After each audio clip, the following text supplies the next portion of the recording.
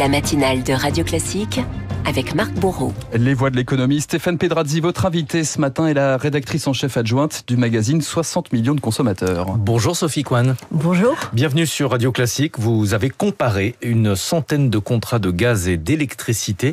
Question directe, est-ce que c'est intéressant d'aller voir ailleurs ? Ah oui, l'infidélité paye en consommation et en particulier sur les contrats d'électricité et de gaz. Si ça fait longtemps que vous n'avez pas changé de contrat, c'est vraiment le moment de le faire.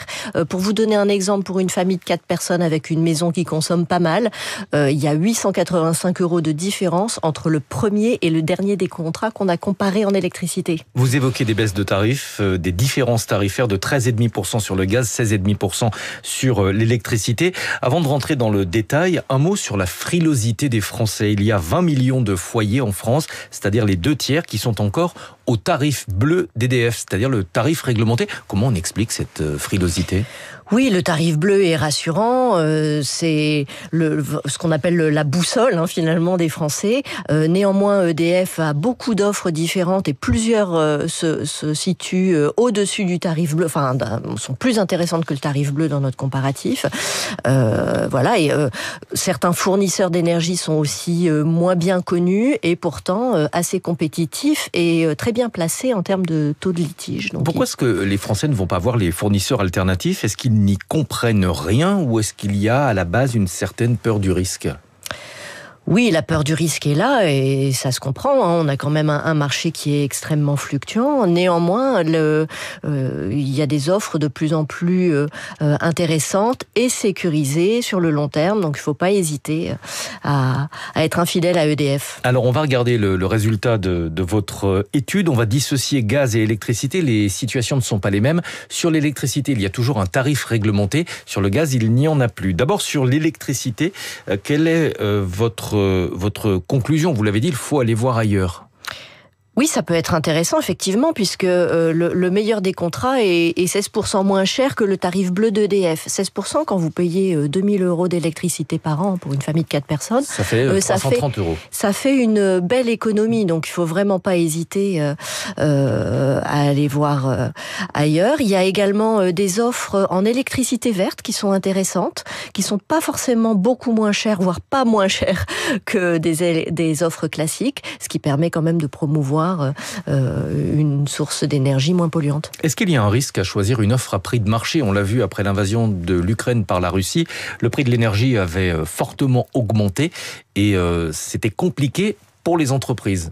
Alors, pour les particuliers, c'est moins risqué pour plusieurs raisons. Sur l'électricité, le marché est plutôt à la baisse. Sur le gaz, ça monte un petit peu. Donc, si on veut piloter de façon fine ces dépenses, on peut regarder les offres à prix de marché. L'intérêt également, c'est que si jamais vous vous rendez compte que ça flambe et qu'il existe des fournisseurs refuges, eh bien, vous pouvez partir quand vous voulez. Oui. Alors, je vais me faire un petit peu l'avocat du diable. On peut changer effectivement de fournisseur lorsqu'on le souhaite, quand on est un particulier. Il n'y a pas d'engagement à rester chez un opérateur. Absolument. Mais lorsque les prix flambent et qu'on est sur une offre à prix de marché, on ne va pas forcément trouver des conditions beaucoup plus avantageuses ailleurs. Oui, parce que les fournisseurs se fournissent tous au même endroit. Donc, certains vont essayer d'être plus compétitifs que d'autres. Pendant les flambées, c'est pas forcément le moment de changer, puisque tout le monde flambe en même temps. Oui.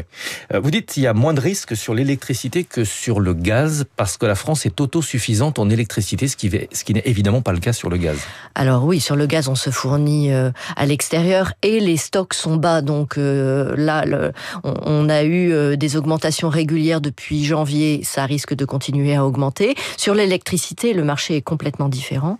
La France est autosuffisante. Elle a même du surplus d'électricité, raison pour laquelle il va y avoir des changements à venir, notamment sur les tarifs heures creuses, heures pleines. Il va y avoir des heures creuses qui seront décrétées en journée, pendant que le soleil brille, parce que le photovoltaïque fournit de l'électricité à ce moment-là, il faut le consommer. Et là, ça change complètement la donne.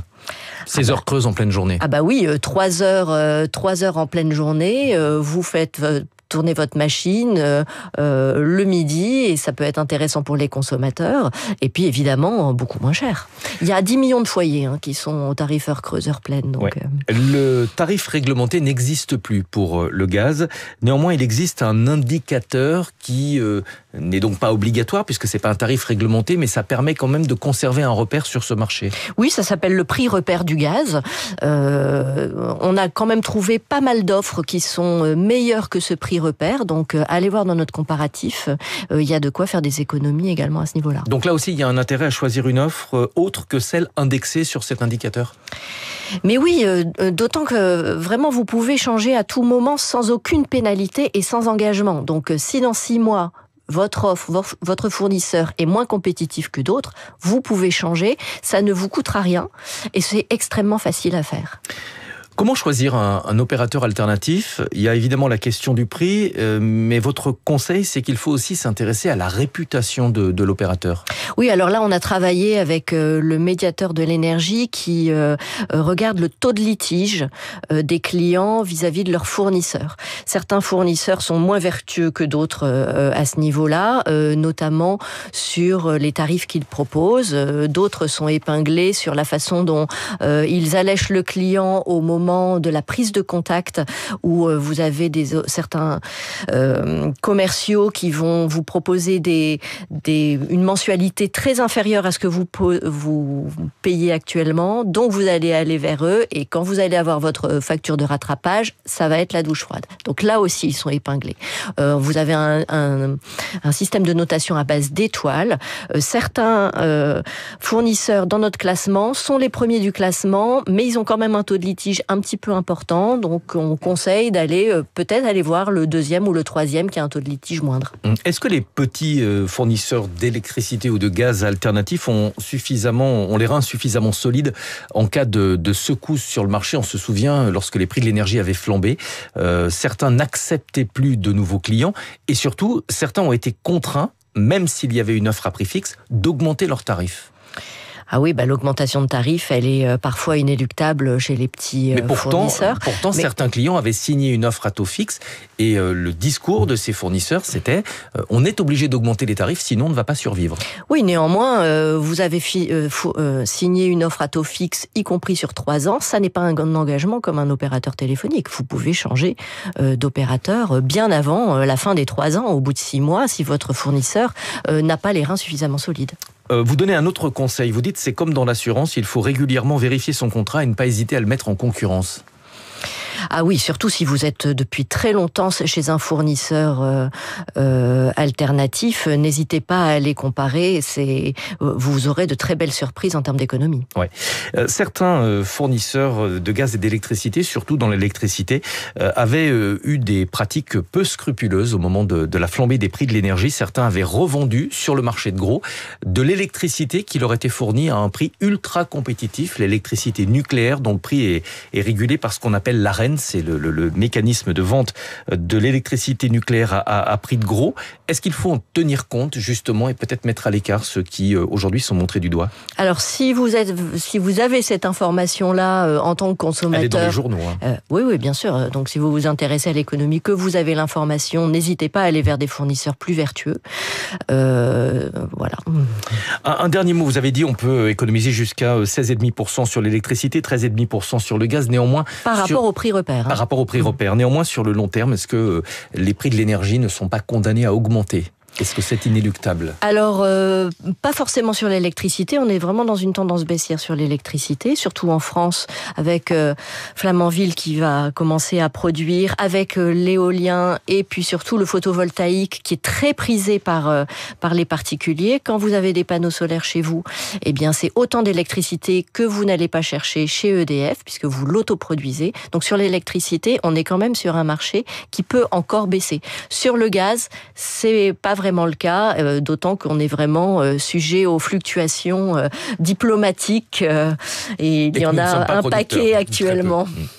Évidemment. Un dernier mot, vous avez mentionné le prix de rachat de l'électricité photovoltaïque produite à la maison. Est-ce que c'est toujours intéressant aujourd'hui d'installer des panneaux photovoltaïques sur le toit de sa maison ? Oui, d'une part, ça renchérit votre bien, puisque les acheteurs potentiels sont intéressés pour autoproduire eux aussi.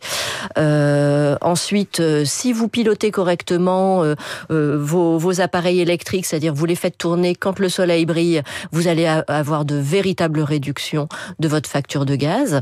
Alors, ce qui est un petit peu moins intéressant, c'est de la revendre à EDF pendant un certain temps. Bon, EDF là, la fête est finie quand même. La fête est finie. Le prix de rachat de l'électricité autoproduite par les particuliers a été diminué par 3 ou 4 là le mois dernier. Donc, c'est plus tellement intéressant. En revanche, pour sa consommation personnelle, ça reste vraiment très très rentable. Merci beaucoup Sophie Kwan, rédactrice en chef adjointe du magazine 60 millions de consommateurs. Marc, vous avez compris, il faut renégocier son contrat d'énergie. Eh bien, je vais m'y mettre, hein. J'ai tout le week-end pour le faire. Merci à tous les deux. La matinale de l'économie revient mardi avec vous, Stéphane, dès 6h. Week-end de Pâques oblige, voilà, évidemment. Je vais aller chasser les œufs en chocolat. Eh bien, bonne chasse à vous. Dans 2 minutes, les coulisses de la politique de Marcelo Westphal. Le projet de loi sur la fin de vie divise jusqu'au sein du gouvernement. Avant cela, Karine Dijoux met tout le monde d'accord sur la